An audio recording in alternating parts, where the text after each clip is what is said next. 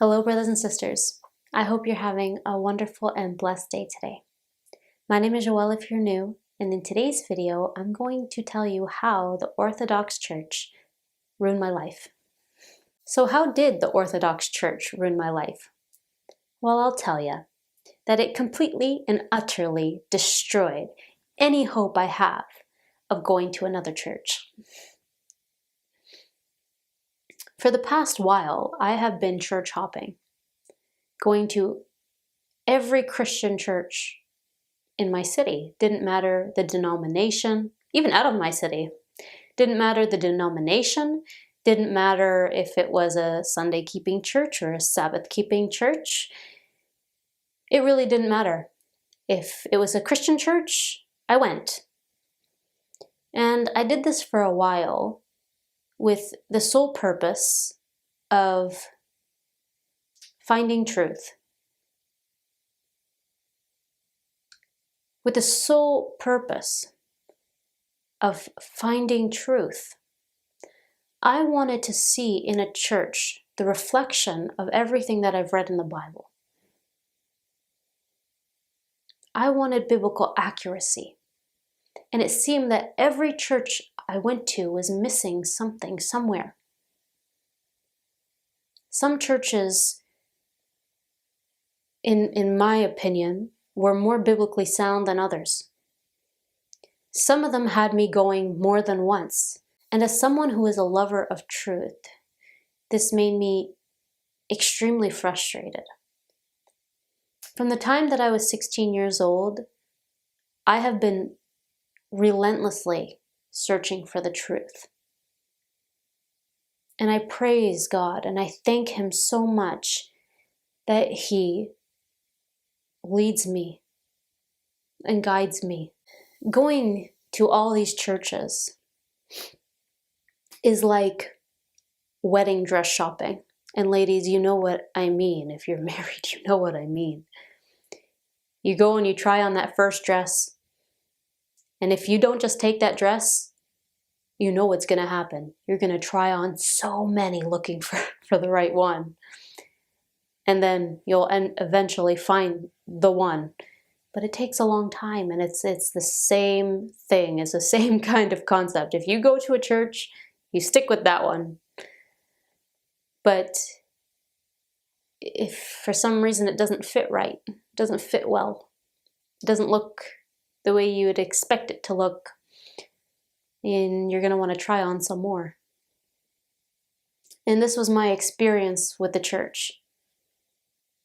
I had and have this vision in my mind that the church that God built Himself would reflect what I see in the Bible. It would reflect that. And this is not a judgment on any church whatsoever. I am not passing judgment. This is an observation, something that I have observed from going to so many. There's just always something missing. Jesus says in John 6:35, I am the bread of life. He who comes to me will not hunger, and he who believes in me will never thirst. So I'm looking for Christ in all of these churches, and I'm still hungry and I'm thirsty. And so I know that there has to be more. So I ask God, please show me, guide me to where you want me to go. Where is the church that I'm going to leave and I'm going to leave full? And this is where the Orthodox Church comes in. And to be honest, the Orthodox Church is the very last place that I would ever think to look.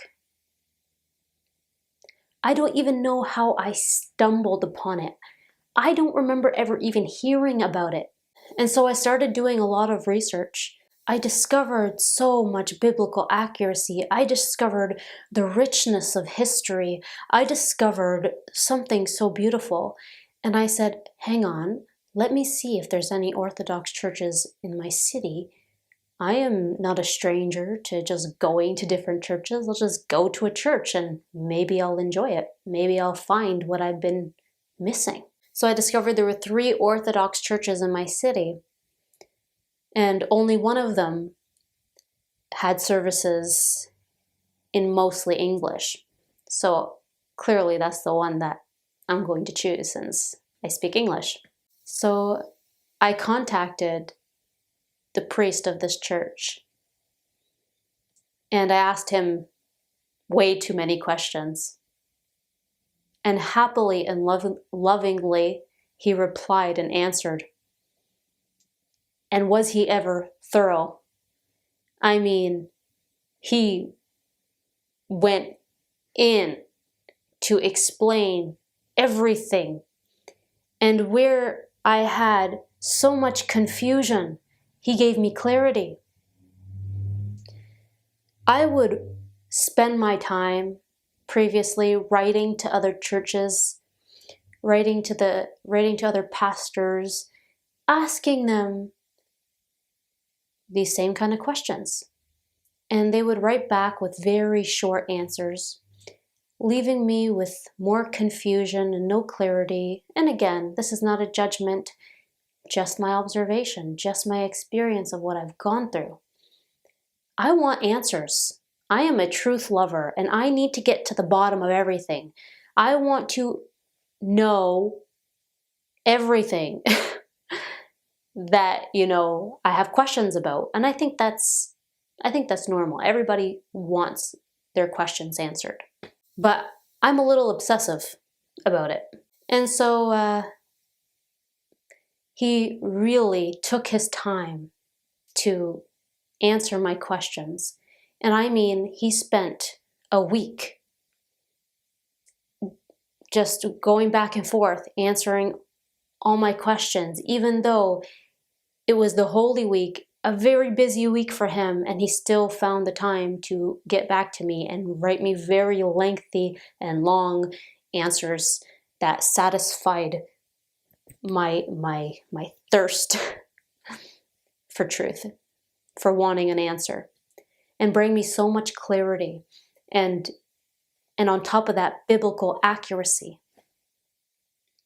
It made me feel so much joy, just the conversation. So I said, I need to go to this church. And so I went to the church. It was a 3:00 service on a Thursday. And so I had to take my children, and I had to take them alone without my husband because he's working. And so I take them there, and I will tell you, the first experience I had, it wasn't a very good one.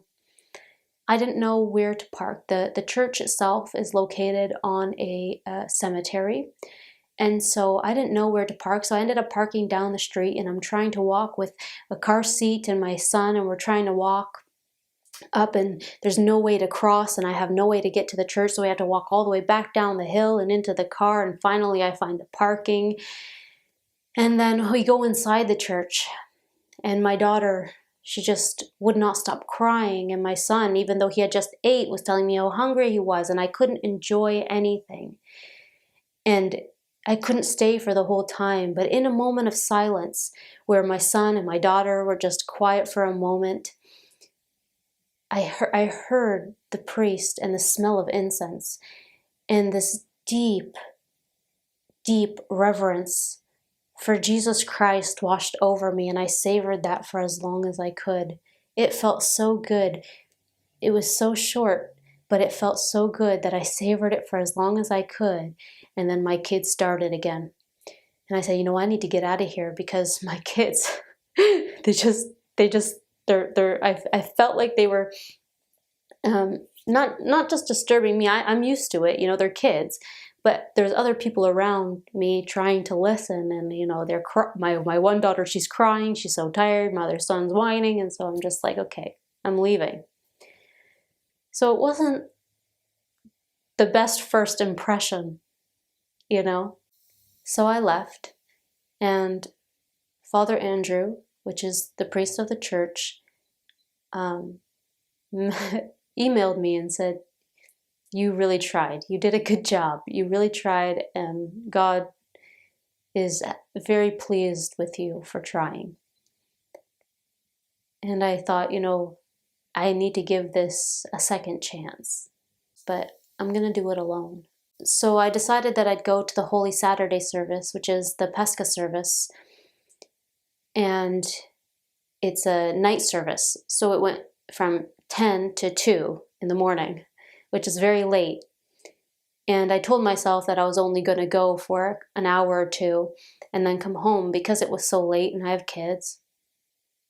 And my husband was at home with them, so they would have been fine anyway, but I still figured I'd only go for an hour or two just to check it out.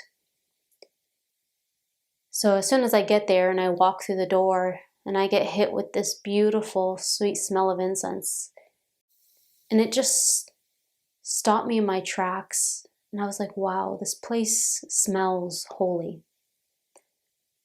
And I have the ability to actually observe my surroundings without, these two crying and whining and doing all this. And I look around and there's women wearing headscarves. And I just felt like I belonged there. I don't know how to explain it any other way than I just felt like I belonged there. And so I sit down, and the people around me are very friendly and nice. And then Father Andrew starts the service, and the choir's going, and it's just so beautiful. And mind you, we're all standing the whole time. The whole time, just standing. But I never tired. I ended up staying the whole time until the end. I couldn't go. It was just, I was getting full. My thirst was getting quenched. There was a moment when Father Andrew was I don't even know what it's called, but it's a thing that they swing with the incense in it. I don't know what it's called, but he's swinging it and the choir's going, and I smell the incense. They just get so strong. And I have that same reverence the first time that I had for Jesus wash over me again, but this time greater. And I feel goosebumps from my toes up to my head. Just goosebumps everywhere, flooding me. I just am overwhelmed with this sense of awe and reverence for God. And all of a sudden, every single emotion that I could possibly feel washed over me. And it ended with me, my heart breaking, just thinking about all of my sin that I've ever had. In that moment, I wanted to be the best, most pure, most righteous person that I could be for God because of how great and amazing He was and is. But this is what this moment was making me feel, that I was in the presence of a holy, mighty God, and I just seen myself covered in the dirty rags of my sin. And I just wanted to be washed clean.